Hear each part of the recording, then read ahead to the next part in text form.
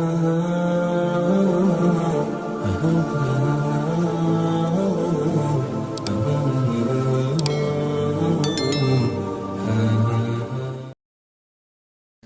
اللہ الرحمن الرحیم الحمد للہ والصلاة والسلام علی سیدنا رسول اللہ صلی اللہ علیہ وسلم۔ معزز سامعین کرام، آج کی اس ویڈیو میں ایک حقیقت کا بیان ہے جس کا سمجھنا ہم سب کے لیے نہایت اہم اور ضروری ہے، اور وہ حقیقت یہ ہے کہ آج ہم سب بحیثیت مسلمان اپنی اسلامیت کا دعویٰ کرتے ہیں، اور ہم چاہتے ہیں کہ اللہ تعالی ہمارے ساتھ مسلمانوں کا معاملہ کرے، اللہ کے وہ تمام وعدے ہم سے پورے ہوں، اللہ کے وہ تمام انعامات ہم کو حاصل ہوں، اور ہمارے ساتھ اسلام کے وہ تمام نتائج اور رزلٹ سامنے آئیں جن کا تذکرہ اسلامی تاریخ میں ہمیں ملتا ہے۔ لیکن یہ ہماری بہت بڑی نادانی اور بھول ہے کہ ہم صورت سے وہ امید لگاتے ہیں جو امید حقیقت سے لگائی جاتی ہے، جبکہ اس دنیا کا قاعدہ اور نظام یہ ہے کہ صحیح اسباب اختیار کرنے کے بعد ہی نتائج رونما ہوتے ہیں، اس کا رزلٹ ہمارے سامنے آتا ہے۔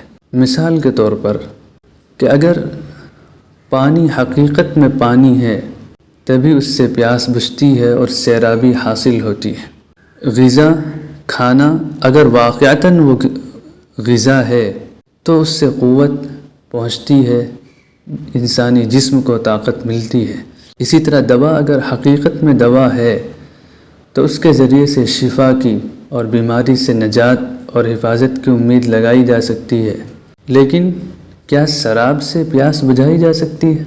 چمکتی ہوئی ریت اور مٹی سے کیا کبھی کسی انسان کی پیاس بجھ سکتی ہے؟ کیا وہ پانی کا کام کر سکتی ہے؟ کیا آگ کی تصویر سے گرمی حاصل کی جا سکتی ہے؟ آگ کے بڑے بڑے پوسٹر لگا کر اس پر کھانا پکایا جا سکتا ہے؟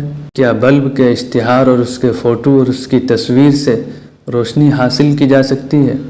ہر انسان اپنے کمرے میں اور روم کے اندر اور بڑے بڑے ہوٹلوں میں صرف بلب کے اشتہار اور اس کی تصویریں لگا دی جائیں اور یہ امید کی جائے کہ پورا ہال اور پورا ہوٹل اور پورے روم سب بالکل ابھی روشن ہو جائیں گے؟ ایسا تو کبھی نہیں ہو سکتا ہے۔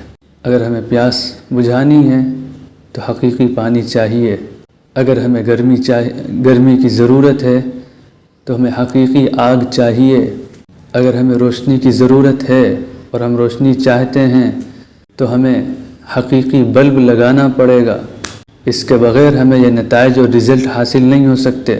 بالکل اسی طرح اگر ہم اللہ کے انعامات چاہتے ہیں، دین اسلام کی بنیاد پر اللہ کے کیے ہوئے وعدوں کو اپنے ساتھ پورا ہوتا ہوا دیکھنا چاہتے ہیں، اللہ کی نوازشوں کی برسات اپنے اوپر دیکھنا چاہتے ہیں اس طرح سے جس طرح اللہ نے پہلے مسلمانوں کے ساتھ کیا، تو یہ بات ہم خوب یاد رکھیں کہ ہمیں بھی اسلام کو اس حقیقت کے ساتھ ماننا پڑے گا، تسلیم کرنا پڑے گا، اس حقیقت کے ساتھ اسلام کو اپنی زندگی میں جگہ دینی پڑے گی جس حقیقت کے ساتھ ان مسلمانوں نے اسلام کو اپنی زندگی میں جگہ دی تھی، اسے مانا اور سمجھا تھا۔ تب جس طرح اللہ کے وعدے ان کے ساتھ پورے ہوئے، اسی طرح اللہ کے وعدے ہمارے ساتھ بھی پورے ہوں گے۔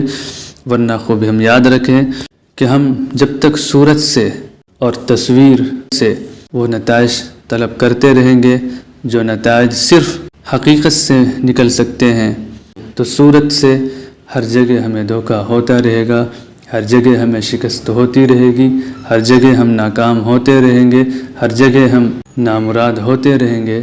لہٰذا ہم سب کو چاہیے اپنی اسلامیت کا دعویٰ صرف اس کی صورت کے ساتھ نہیں بلکہ اس کی حقیقت کے ساتھ کریں، اس حقیقت کے ساتھ جس کی بنیاد پر اس کے نتائج اس دنیا میں ظاہر ہوتے ہیں اور اللہ نے انہیں ظاہر کر کے پہلے دکھایا ہے۔ اللہ ہم سب کو دین اسلام کی صحیح حقیقت عطا فرمائے۔